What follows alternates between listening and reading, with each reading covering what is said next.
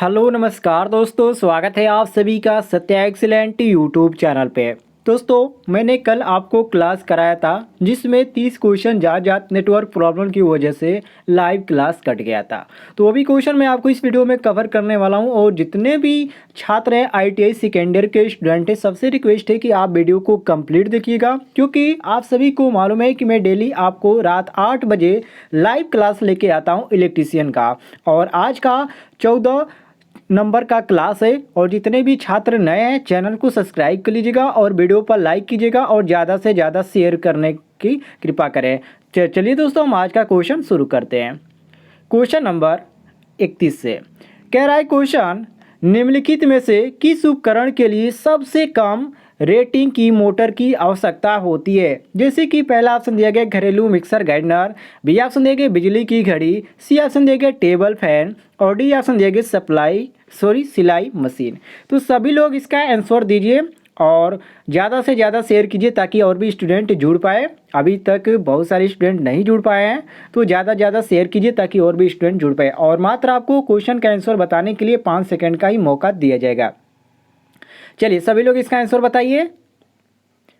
तो ध्यान दीजिएगा दोस्तों, बिजली की घड़ी के लिए जो सबसे कम जो रेटिंग की मोटर की आवश्यकता होती है वो आपका होता है। अर्थात यहाँ पर जो आपका बिजली की घड़ी दिया गया है, जैसे कि क्वेश्चन कह रहा है कि निम्नलिखित में से किस उपकरण के लिए सबसे कम रेटिंग की मोटर की आवश्यकता होती है, तो बिजली की घड़ी की होती है। और यदि आपसे पूछ दिया जाए कि बिजली की घड़ी में कौन सी मोटर का प्रयोग किया जाता है, तो इसमें सैडेड पोल मोटर का प्रयोग किया जाता है। ठीक है, तो यहाँ पर क्वेश्चन के अनुसार हमारा सही हो जाता है ऑप्शन नंबर जो बी दिया गया है, ये बी ऑप्शन हमारा बिल्कुल करेक्ट आंसर हो जाता है। जैसे कि बिजली की घड़ी यहाँ पर आप देख सकते हैं, तो बी ऑप्शन यहाँ पर हम बिल्कुल करेक्ट आंसर मारेंगे। चलिए नेक्स्ट क्वेश्चन पे आते हैं। क्वेश्चन नंबर 32 पे कह रहा है क्वेश्चन, एक परिक्रमण प्रति मिनट की निम्न गति वाली कौन सी एकल कला मोटर उपलब्ध है। छादित ध्रुव मतलब कि सैडेड पोल, बी ऑप्शन दिया गया रिलेक्टेंस अथवा प्रतिष्ठम्भ, सी ऑप्शन दिया गया हिस्टेरिसिस और डी ऑप्शन दिया गया है सर्वतिक मतलब कि यूनिवर्सल। तो कौन सा ऑप्शन आपको इसमें सही लग रहा है? चलिए सभी लोग इसका आंसर दीजिए। ये क्वेश्चन नंबर आपका 32 है और डेली आपको क्लास कराई जाती है। मैं दोबारा कह रहा हूँ, डेली आपको रात 8 बजे से क्लास कराई जाती है, तो आप डेली रात 8 बजे तैयार आ कीजिए। ठीक है, चलिए यहाँ पर क्वेश्चन नंबर 32 का सभी लोग आंसर दीजिए। कुछ लोग आंसर दे रहे हैं, बिल्कुल करेक्ट दे रहे हैं। अर्थात यहाँ पर आपका सही हो जाता है ऑप्शन नंबर ए अर्थात छदित ध्रुव अर्थात सैडेड पोल। अर्थात दोस्तों जो छदित ध्रुव होता है ये एकल कला मोटर की गति सबसे कम तथा सबसे जो अधिक होती है वो आपका यूनिवर्सल मोटर का होता है। तो कम के लिए पूछा जाए तो हम सैडेड पोल मोटर मारेंगे और सबसे अधिक पूछा जाए तो हम यूनिवर्सल मोटर मारेंगे। तो इसमें हमसे क्या पूछ रहा है? निम्न गति। ठीक है, तो मतलब कम हमसे पूछ रहा है, तो यहाँ पर हम ये ऑप्शन बिल्कुल करेक्ट आंसर मारेंगे। चलिए दोस्तों आगे बढ़ते हैं। क्वेश्चन नंबर 33 पे कह रहा है क्वेश्चन कि अपकेंद्री स्विच का उपयोग सामान्यतः किया जाता है। कहाँ पर किया जाता है? यूनिवर्सल मोटर में या प्रतिकर्षण मोटर में या capacitor start capacitor run motor में या साइडेड पोल मोटर में। चलिए सभी लोग इसका आंसर दीजिए और ज़्यादा से ज़्यादा वीडियो शेयर करिए ताकि और भी स्टूडेंट जुड़ पाए और उनको पास भी इस तरह की नॉलेज आए। तो ध्यान दीजिएगा दोस्तों, यहाँ पर हमारा जो सही हो जाता है ऑप्शन नंबर सी सही हो जाता है अर्थात capacitor start capacitor run motor. मतलब हम कह सकते हैं कि अपकेंद्री स्विच का उपयोग वहाँ पर किया जाता है जहाँ पर capacitor start capacitor run motor के किया जाता है। अर्थात यहाँ पर हमारा सही हो जाता है क्वेश्चन के अनुसार जो यहाँ पर दिया गया ऑप्शन नंबर सी ऑप्शन बिल्कुल करेक्ट आंसर हो जाता है। क्लियर हो गया दोस्तों? चलिए हम आगे बढ़ते हैं नेक्स्ट क्वेश्चन पे। क्वेश्चन नंबर 34 पे आते हैं। कह रहा है क्वेश्चन, यहाँ पर ध्यान से क्वेश्चन को पढ़िए। कह रहा है कि रिलेक्टेंस मोटर में बल आघूर्ण टार्क किसकी मदद से उत्पन्न होता है। ऑप्शन दिया गया आपका कापर हानियाँ, बी ऑप्शन दिया गया हिस्टेरिसिस हानियाँ, सी ऑप्शन दिया गया चुंबकीय क्षेत्र और डी ऑप्शन दिया गया चुंबकीय फ्लक्स। तो कौन सा ऑप्शन आपको इसमें सही लग रहा है? चलिए सभी लोग इसका आंसर दीजिए। वेरी वेरी इंपॉर्टेंट क्वेश्चन है दोस्तों। तो देखिए रिलेक्टेंस मोटर में बल लागुण जिसको हम टॉर्क बोलते हैं, ये चुंबकीय क्षेत्र की मदद से ही उत्पन्न होता है। तो यहाँ पर हमारा सी ऑप्शन बिल्कुल करेक्ट आंसर हो जाता है कि ये जो मदद से उत्पन्न होता है, जैसे कि क्वेश्चन में कह रहा है कि रिलेक्टेंस मोटर में बल लागुण अर्थात टॉर्क किसकी मदद से उत्पन्न होता है, तो ये चुंबकीय क्षेत्र की मदद से उत्पन्न होता है। तो यहाँ पर हमारा सी ऑप्शन बिल्कुल करेक्ट आंसर हो जाता है। आगे बढ़ते हैं हम क्वेश्चन नंबर 35 पे। कह रहा है क्वेश्चन, प्रतिकर्षण मोटर में ब्रशों को जोड़ा जाता है बाहरी सप्लाई से या स्टेटर वाइंडिंग से या एक दूसरे से जंपर तार की मदद से या सिर्फ चलते समय मोटर से। चलिए सभी लोग बताइए।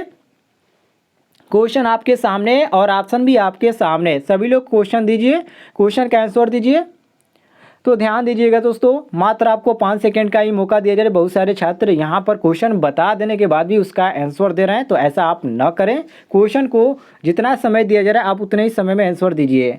तो यहाँ पर सी ऑप्शन हमारा बिल्कुल करेक्ट आंसर हो जाता है कि एक दूसरे से जंपर तार की मदद से, अर्थात हम कह सकते हैं कि प्रतिकर्षण मोटर में ब्रशों को जोड़ा जो जाता है एक दूसरे से जंपर तार की मदद से जोड़ा जाता है। सी ऑप्शन हमारा बिल्कुल करेक्ट आंसर यहाँ पर हो जाता है। क्लियर हो गया दोस्तों। चलिए हम आगे बढ़ते हैं नेक्स्ट क्वेश्चन पे। क्वेश्चन नंबर 36 पे आ जाते हैं। कह रहा है क्वेश्चन कि एक ऐसी मोटर जिसमें रोटर वाइंडिंग नहीं होती है वो है। आप सभी को मालूम है वो कौन सी मोटर होती है जिसमें जो वाइंडिंग है अर्थात जो रोटर के वाइंडिंग होता है वो नहीं होता है। ऐसा कौन सा मोटर है? प्रतिकर्षण मोटर या रिलेक्टेंस मोटर या हिस्टैरिसीस मोटर या स्टेपर मोटर। चलिए सभी लोग बताइए। बहुत इजी क्वेश्चन है दोस्तों। आपने पिछली क्लास यदि आपने नहीं देखा है तो आप जाकर देखिए, इस तरह के बहुत छोटे छोटे क्वेश्चनों को मैंने कवर किया है। तो यहाँ पर सही हो जाता है हमारा ऑप्शन नंबर सी, मतलब कि हिस्टैरिसीस मोटर। हिस्टैरिसीस मोटर एक ऐसी मोटर है जिसमें रोटर वाइंडिंग नहीं होती है, अर्थात हम कह सकते हैं कि हिस्टैरिसीस मोटर में रोटर वाइंडिंग नहीं होती है और हिस्टैरिसीस मोटर लगभग तुल्यकालिक मोटर के समान होती है। और जो हिस्टैरिसीस मोटर होती है उसमें डीसी सप्लाई की आवश्यकता भी नहीं पड़ती है, तो इसको भी ध्यान रखिएगा। तो यहाँ पर क्वेश्चन के अनुसार हमारा सही हो जाता है ऑप्शन नंबर सी, बिल्कुल करेक्ट आंसर। आगे बढ़ते हैं दोस्तों क्वेश्चन नंबर 39 पे। कह रहा है क्वेश्चन, रेफ्रिजरेटर में यूनिवर्सल मोटर का प्रयोग किया जाता है क्योंकि, यहाँ पर रीजन पूछ रहा है क्यों किया जाता है। पहला ऑप्शन आपका दिया गया है उच्च स्टार्टिंग बल लागुण अर्थात टार्क प्रदान करता है। बी ऑप्शन दिया गया कि यह निम्न बल लागुण टार्क प्रदान करता है। सी ऑप्शन दिया गया कि यह स्थिर गति प्रदान करता है और डी ऑप्शन दिया गया कि यह आकार में छोटा होता है। तो कौन सा ऑप्शन आपको यहाँ पर बिल्कुल करेक्ट आंसर लग रहा है? चलिए सभी लोग बताइए। वेरी वेरी इंपॉर्टेंट क्वेश्चन है दोस्तों, सभी लोग इसका आंसर दीजिए। तो ध्यान दीजिएगा दोस्तों, जो रेफ्रिजरेटर होता है ठीक है, उसमें यूनिवर्सल मोटर का प्रयोग होता है। और कब कैसे प्रयोग होता है? तो यूनिवर्सल मोटर का प्रयोग होता है उच्च स्टार्टिंग बल लागुण प्रदान करने के लिए, और इसलिए ही रेफ्रिजरेटर में यूनिवर्सल मोटर का प्रयोग किया जाता है। तो यहाँ पर यदि पूछ दिया जाए कि किस मोटर का प्रयोग किया जाता है तो आप बताएंगे यूनिवर्सल मोटर, और यदि पूछ दिया जाए कि क्यों किया जाता है तो आप बताएंगे कि उच्च स्टार्टिंग बल लागुण प्रदान करने के लिए। तो यहाँ पर हमारा सही हो जाता है ऑप्शन नंबर ए क्वेश्चन के अनुसार। ए ऑप्शन हमारा बिल्कुल करेक्ट आंसर हो जाएगा। आगे बढ़ते हैं दोस्तों क्वेश्चन नंबर 40 पे। कह रहा है क्वेश्चन कि निम्नलिखित में से कौन सा मोटर अधिकतम स्टार्टिंग टार्क देता है? सतृक स्टार्ट मोटर या यूनिवर्सल मोटर या क्षैतिज ध्रुव मोटर या प्रतिष्ठम्भ मोटर। कौन सा मोटर है जो अधिकतम स्टार्टिंग के समय टार्क देता है? चलिए सभी लोग बताइए। वेरी वेरी इंपॉर्टेंट क्वेश्चन है दोस्तों, और ऐसे क्वेश्चन आपको टेक्निकल जब आप एग्जाम देते हैं तो इसी तरह के क्वेश्चन भी पूछे जाते हैं। आईटीआई से ही ज़्यादातर क्वेश्चन उसमें उठाया जाता है, कुछ बेसिक से भी क्वेश्चन उठाया जाता है। तो देखिए यहाँ पर हमारा सही हो जाता है क्वेश्चन के अनुसार ऑप्शन नंबर ए, अर्थात कैपेसिटर स्टार्ट संधारित्र मोटर में जो अधिकतम स्टार्टिंग में टार्क देता है वो आपका संधारित्र स्टार्ट मोटर होता है। अर्थात हम कह सकते हैं कि कैपेसिटर स्टार्ट मोटर का स्टार्टिंग जो टार्क होता है उच्च होता है। अब आपसे पूछ दिया जाए कि रीजन, इसका क्या कारण है कि उच्च होता है, तो आप कहेंगे कि इसका रीजन ये है कि यह स्टार्टिंग के समय लोडिंग करंट देता है और उपयोग द्वारा यूनिवर्सल मोटर का माना गया है कि यूनिवर्सल मोटर का भी स्टार्टिंग टार्क हाई होता है। तो ये दोनों के को याद रखिएगा, दोनों का कंडीशन सेम होता है। और जो सैडेड मोटर होता है, जो सैडेड पोल मोटर होता है, जिसको हम छदित ध्रुव मोटर कहते हैं, तो इसका क्या होता है, तो ये जो मोटर होता है सैडेड मोटर का जो स्टार्टिंग टार्क होता है बहुत ही कम होता है। और रिलक्टेंस मोटर जो होता है इसका कांस्टेंट जो होता है वो स्पीड वाली मोटर से होता है। तो यहाँ पर हमारा सही हो जाता है क्वेश्चन के अनुसार ऑप्शन नंबर ए बिल्कुल करेक्ट आंसर हो जाएगा, ए ऑप्शन। आगे बढ़ते हैं दोस्तों, क्वेश्चन नंबर 41 पे कह रहा है क्वेश्चन, निम्न में से कौन एक अनुत्तेजित एकल कला तुल्यकालिक मोटर है? एसी सीरीज मोटर या यूनिवर्सल मोटर या रिलक्टेंस मोटर या रिपल्सन मोटर, मतलब कि प्रतिकर्षण मोटर। चलिए सभी लोग बताइए कौन सा इसमें आपको ऑप्शन सही लग रहा है, अर्थात यहाँ पर ऑप्शन में कौन सा सही है कि अनुत्तेजित, एक अनुत्तेजित एकल कला तुल्यकालिक मोटर है। मात्र आपको 5 सेकंड का ही मौका दिया जाएगा, ज़्यादा आपको समय नहीं दिया जा रहा है, काफ़ी लंबी वीडियो हो जाएगी। तो ध्यान दीजिएगा दोस्तों, जो प्रतिस्तंभ मोटर होता है जिसको हम बोलते हैं रिलक्टेंस मोटर। रिलक्टेंस मोटर एक अनुत्तेजित एकल कला सिंक्रोनस मोटर है और इसका जो प्रयोग होता है संकेतन युक्तियों में ज़्यादातर प्रयोग किया जाता है, जैसे कि रिकॉर्डिंग यंत्र हो गया, तो इसमें ज़्यादातर प्रयोग किया जाता है। तो यहाँ पर हम क्वेश्चन के अनुसार मारेंगे ऑप्शन नंबर सी बिल्कुल करेक्ट आंसर। सी ऑप्शन हमारा यहाँ पर बिल्कुल सही हो जाता है। और इसको ध्यान रखिएगा, जो यहाँ पर यूनिवर्सल मोटर का यदि पूछ दिया जाए तो यूनिवर्सल मोटर के बारे में मैंने आपको बताया था कि जो यूनिवर्सल मोटर होता है आपका एसी और डीसी पर समान गति पर चलता है, तो इसको भी ध्यान रखिएगा। आगे बढ़ते हैं हम क्वेश्चन नंबर 42 पे कह रहा है क्वेश्चन, यूनिवर्सल मोटर के घूर्णन की दिशा निम्नलिखित द्वारा उल्टी जा सकती है। वेरी वेरी इंपॉर्टेंट है दोस्तों। देखिए यहाँ पर चलिए पहले सभी लोग इसका ऑप्शन देखकर आंसर बताइए। जैसे कि पहला ऑप्शन दिया गया है सप्लाई टर्मिनलों को उल्टा करके, एसी के स्थान पर डीसी प्रयोग करके, या ब्रश लीडों को आपस में बदलकर, या एनी ऑफ दिस, मतलब कि इनमें से कोई नहीं। चलिए एक बार और आपको क्वेश्चन दिखा देते हैं। यहाँ रहा आपका क्वेश्चन कि यूनिवर्सल मोटर के घूर्णन की दिशा निम्नलिखित द्वारा उल्टी जा सकती है। सभी लोग बताइए। तो ध्यान दीजिएगा दोस्तों, यूनिवर्सल मोटर की जो घूर्णन की दिशा है ब्रश लीडों को आपस में बदलकर हम बदल सकते हैं, अर्थात जो यूनिवर्सल मोटर होता है एसी और डीसी दोनों पर ये कार्य करता है। और इसको ध्यान रखिएगा ये समान गति पर भी करता है। तो यहाँ पर क्वेश्चन के अनुसार हमारा सही हो जाता है ऑप्शन नंबर यहाँ पर सी बिल्कुल करेक्ट आंसर कि ब्रश लीडों को आपस में बदलकर हम क्या कर सकते हैं दोस्तों, तो इसको हम उलट सकते हैं। तो ऑप्शन नंबर यहाँ पर सी हमारा बिल्कुल करेक्ट आंसर हो जाएगा। आगे बढ़ते हैं हम क्वेश्चन नंबर 43 पे कह रहा है क्वेश्चन, सिंगल फेज मोटर के मामले में निम्नलिखित में से किस कैपेसिटर का प्राथमिकता दी जाती है? सिंगल फेज के लिए पूछ रहा है। तो यहाँ पर ऑप्शन आपको दिया गया है, देख सकते हैं कि paper capacitor, ceramic capacitor, mica capacitor, और यहाँ पर दिया गया इलेक्ट्रोलिटिक कैपेसिटर। तो इसमें कौन सा आपका सही लग रहा है, मतलब कि सिंगल फेज मोटर के मामले में इसमें से कौन सा कैपेसिटर को ज़्यादातर उपयोग में लाया जाता है? चलिए सभी लोग इसका आंसर दीजिए। तो यहाँ पर हमारा आ जाता है इलेक्ट्रोलिसिस कैपेसिटर, मतलब कि इलेक्ट्रोलिटिक जो कैपेसिटर होता है इसका ज़्यादातर मान्यता दी जाती है। और हम कह सकते हैं कि जो इसका क्षमता यदि बात करें तो इसका माइक्रोफैरड में होता है, 300 माइक्रोफैरड होता है। ठीक है, 300 माइक्रोफैरड होता है इसकी कैपेसिटी की भी बात करें तो। और जो सिंगल फेज मोटर होता है इसमें स्टार्ट करने की जो सबसे सस्ती विधि है और उत्तम विधि इसको मानी जाती है। तो यहाँ पर हमारा सही हो जाता है ऑप्शन नंबर डी बिल्कुल करेक्ट आंसर। आगे बढ़ते हैं क्वेश्चन नंबर 41 पे कह रहा है क्वेश्चन, सीलिंग पंखा के लिए आमतौर पर प्रयुक्त सिंगल फेज मोटर किस्म की होती है, मतलब कि किस किस्म की होती है? विभक्त फेज किस्म की, या कैपेसिटर स्टार्ट किस्म की, या कैपेसिटर स्टार्ट और रन किस्म की, या अस्थाई कैपेसिटर किस्म की? चलिए सभी लोग बताइए कौन सा ऑप्शन इसमें आपको सही लग रहा है। क्वेश्चन आपके सामने और ऑप्शन भी आपके सामने। चलिए सभी लोग इसका आंसर दीजिए। तो ध्यान दीजिएगा दोस्तों, जो अस्थाई कैपेसिटर होता है ये अस्थाई कैपेसिटर मोटर का प्रयोग वहाँ पर किया जाता है जहाँ पर अस्थाई कैपेसिटर में सेंट्रीफ्यूगल स्विच की आवश्यकता नहीं पड़ती, मतलब कि यहाँ पर हमारा सही हो जाता है ऑप्शन नंबर डी ऑप्शन बिल्कुल करेक्ट आंसर हो जाता है। ठीक है दोस्तों, यहाँ पर हम डी ऑप्शन बिल्कुल करेक्ट आंसर मारेंगे सीलिंग पंखा के लिए। आगे बढ़ते हैं हम क्वेश्चन नंबर 45 पे कह रहा है क्वेश्चन, निम्नलिखित में से किस मोटर की गति शून्य भार पर उच्चतम होती है? मैंने आपको अभी बताया, आपने ध्यान रखा होगा तो इसको बता सकते हैं। सीरीज मोटर में स्टार्टिंग टार्क मैक्सिमम होता है T proportional to I square a. ठीक है, इसका जो स्टार्टिंग टार्क होता है ये धारा के वर्ग के समानुपाती होता है, अर्थात नो लोड कंडीशन में स्पीड जो होती है अधिक होती है और ये आपका शंट मोटर की स्पीड के लगभग कांस्टेंट होता है। इसलिए यहाँ पर हम सी ऑप्शन बिल्कुल करेक्ट मारेंगे, श्रेणी मोटर। सी ऑप्शन यहाँ पर हमारा सही हो जाता है। ठीक है, सी ऑप्शन सही हो जाएगा। बहुत ही ईजी क्वेश्चन था। आगे बढ़ते हैं क्वेश्चन नंबर 46 पे। कह रहा है क्वेश्चन, प्रतिकर्षण प्रवृत्ति स्टार्ट व प्रेरण मोटर में मोटर चलाते समय ब्रश क्या होता है? ऑप्शन देख लीजिए, समझ में आ जाएगा पूछने का मतलब क्या है।